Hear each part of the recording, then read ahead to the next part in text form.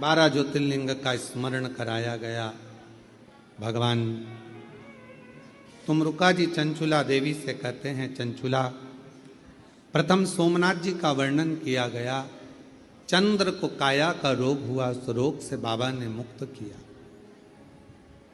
मल्लिकार्जुन के रूप में श्री शैलम में भगवान शंकर भगवान और माता पार्वती जी ने षडानंद कार्तिकेय को दर्शन दिया।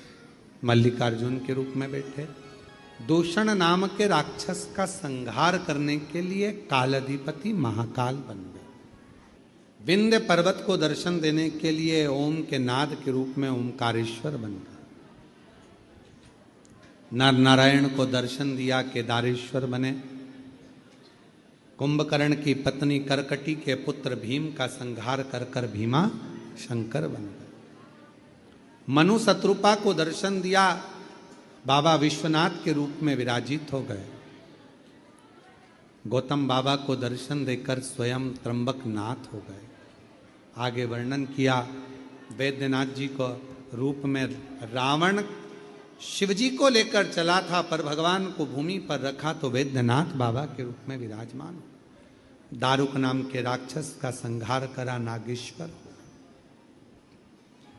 राम भगवान श्री राम जी ने अपने पूरे 14 वर्ष के वन काल में भगवान शिव का प्रतिदिन अभिषेक पूजन किया, पार्थिव निर्माण करा।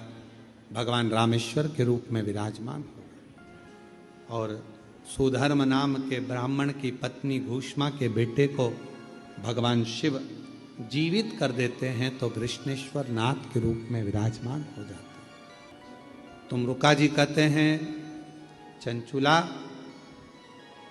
ये पवित्र शिव महापुराण की कथा, गर्भस्थ कोई बच्चा भी अगर चला जाता है, गर्भ में 2 महीने से लेकर 9 महीने तक का भी अगर कोई बच्चा शांत हो जाता है, जो नारी जो पुरुष इस पवित्र कथा को श्रवण करते हैं, उसके गर्भस्थ जीव भी मुक्त हो जाते हैं, जिनको आहूत कहा जाता है। कोई कुंवारी अवस्था में चले गया, बाल्य अवस्था में चले गया, कुंवारी अवस्था में चल जाता है, उसको ना पिंड मिलता, ना तर्पण होता, ना तिलांजलि होती। वो कुंवारी अवस्था में मरा हुआ जीव भटकता रहता है, उसका गया भी नहीं होता, उसका पिंडा भी नहीं होता, उसका तर्पण भी नहीं होता, उसकी तिलांजलि भी नहीं होती, वो जीव भटकता है। तुमरुका जी कहते हैं कि यह पवित्र कथा सुनने वाला कोई कुंवारी अवस्था में भी अगर मर गया है, चले गया है, तो ये शिव पुराण उसको मुक्त कर देती है, मोक्ष दे देती है। ये पितरों को मोक्ष देने वाली, पूर्वजों का उद्धार करने वाली। चंचुला, तेरा पति बिंदु कथा को श्रवण कर प्रेत योनि से छूट गया। शिव जी की साक्षी में, ईश्वर गोरा की साक्षी में मांग तुझे क्या चाहिए। चंचुला कहती है, मैं अपने पति के लोक में जाऊं। अखंड सौभाग्य धारण करा चंचुला ने, पुनः पति लोक में चली गई। कोई वेधव्य नारी भी अगर शिव महापुराण की कथा सुनती है तो अगला जन्म पाकर कभी वेधव्य होकर नहीं, अखंड सौभाग्यवती होकर जाए।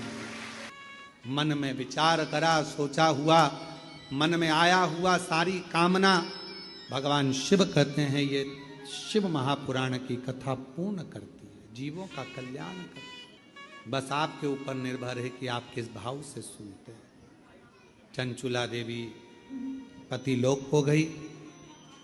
भगवान देवाधिदेव महादेव से तुमरुका जी ने हाथ जोड़ विनय करा, बाबा आप वचन दीजिए, वर दीजिए। शंकर